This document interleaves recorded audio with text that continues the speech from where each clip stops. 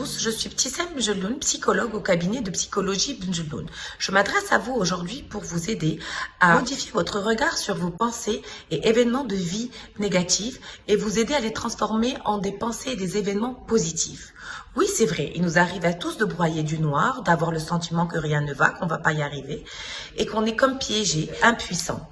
Et la seule chose auquel on pense, c'est qu'on a envie de vite que ça s'arrête et de passer à autre chose. Or non, il ne faut surtout pas fuir ces moments-là parce qu'ils vont être apprenants. Le premier pas pour aller mieux, c'est de modifier notre regard, notre lecture sur ces événements négatifs. Parce que c'est grâce à eux qu'on va s'en sortir, qu'on va grandir, qu'on va évoluer. Ils vont être apprenants. C'est en sortant de notre passivité, de notre position de victime, qu'on va puiser dans nos ressources et dans nos forces, qu'on va évoluer et grandir. Il faut donc prendre le temps de digérer ces événements et les émotions qu'elles enclenchent et les accueillir.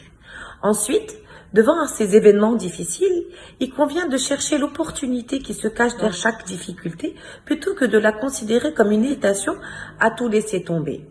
En fait, le bon réflexe, c'est de prendre en compte la situation, par exemple un échec, une impasse, etc., ou un échec amoureux ou autre, et se demander, qu'est-ce que je peux faire maintenant?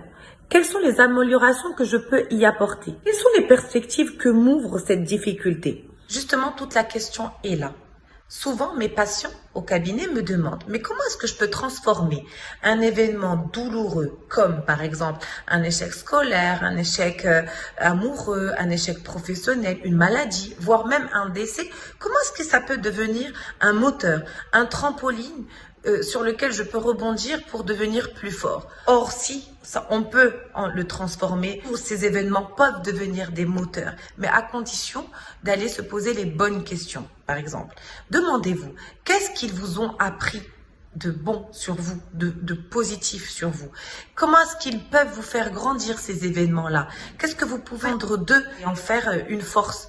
Comment est-ce que, par exemple, cette maladie ou ce divorce ou cet échec vous a transformé? Est-ce que vous seriez la même personne aujourd'hui sans cet événement? Est-ce que vous seriez aussi forte aujourd'hui sans avoir traversé ces moments difficiles? Justement, vous voyez, il ne faut plus voir ces événements traumatisants comme si vous étiez une victime et vous les voir comme des événements négatifs.